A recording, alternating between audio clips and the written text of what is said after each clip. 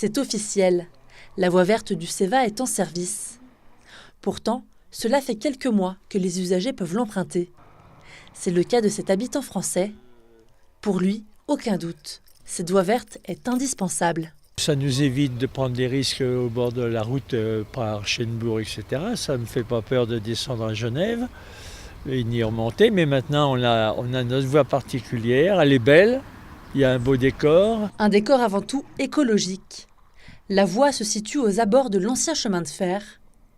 Elle a un objectif, réintégrer les espèces présentes avant le début des travaux. Mais cette voie a un autre but, fluidifier le trafic.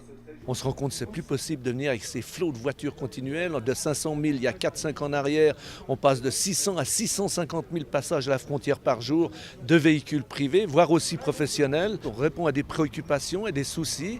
Et puis c'est vrai qu'il faut donner l'envie d'avoir envie à travers ce genre d'infrastructure. C'est magnifique, vous êtes au milieu de la nature, on a planté des arbres, il y a de la verdure partout, il y a la faune qui est déjà installée, qui va pouvoir y vivre encore mieux.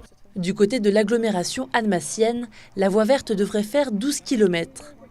Elle reliera à terme la frontière suisse en passant par Bonn ou encore Cranfsal.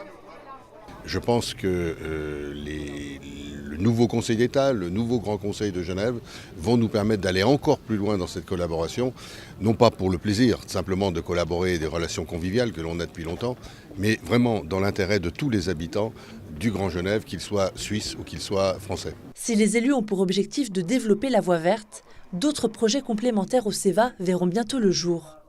Parmi eux, la circulation du Léman Express. Rendez-vous en décembre 2019.